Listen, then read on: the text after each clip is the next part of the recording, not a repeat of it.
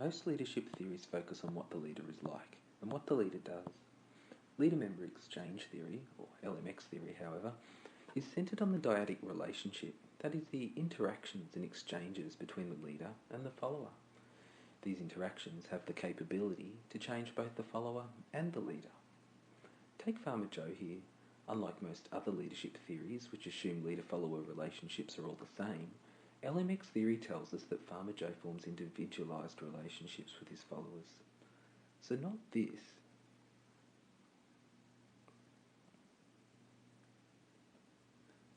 but this. In fact, in their exchanges, both parties bring something of value. The leader-follower relationship is not just a one-way street, like Farmer Joe feeding his chooks, and, in return, he gets eggs. Now, one of Farmer Joe's chickens, Bessie, is a good layer. When all the other chooks lay one egg every 2 or 3 days, Bessie, without fail, lays an egg every day. She also runs to Farmer Joe and is not scared of him, so much so that Farmer Joe starts to bring special treats and the best food just for Bessie. Their relationship is characterised by mutual trust, respect and reciprocal influence. Bessie lays eggs consistently and Farmer Joe brings the good food. They work well with each other. You could say that Bessie represents the in-group and the other 2 chickens the out-group. Bessie is in the in-group because she is more dependable, more highly involved and more communicative, and this leads to high-quality exchanges, better food, more communication and more rewards.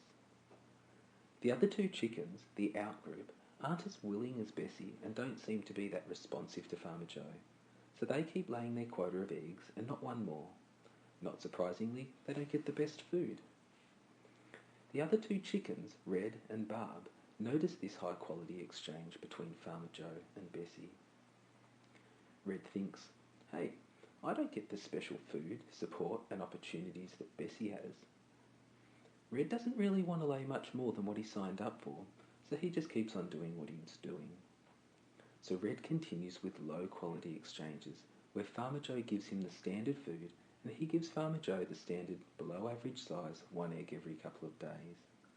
Then one day Farmer Joe notices that Barb looks like she is interested in what Bessie is getting, so he talks nicely to her.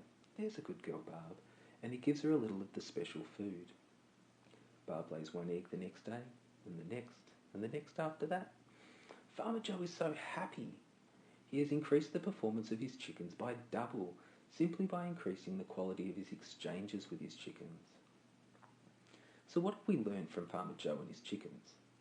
Well, as leaders, it encourages us to consider whether we need to develop any presently low-quality relationships that we have with any of our team members.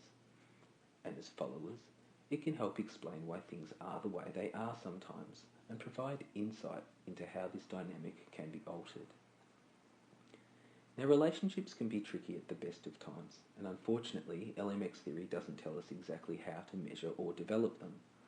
But research assures us there are many significant benefits for both the leader and the follower in using LMX theory. Leaders stand to gain higher quality organisational citizenship behaviours, increased communication, lower employee turnover, better job attitudes, higher organisational commitment, more positive performance evaluations, and a higher degree of mutual trust, respect and obligation. And followers can expect more promotions, better assignments, preferential treatment, faster career progression, more attention and support from the leader, higher energy and job satisfaction, and increased responsibilities and opportunities. And LMX theory can be used by leaders at all levels and across varied organisations. So by now you might be thinking, sounds great, how do I use it? Unfortunately, LMX theory doesn't provide a detailed roadmap of how to move from the out-group to the in-group, or how to develop high-quality exchanges, only that you should. This is a significant limitation of the theory. Yet it is helpful in 2 simple ways. Firstly, you can use it as a descriptive theory in assessing the quality of relationship between a leader and follower, and by noting the existence of in-groups and out-groups. And secondly, you can use it as a prescriptive theory in considering which relationships may need to be developed with which followers, and by moving any out-group members to the in-group. The how of doing this, however, is up to you. Good luck.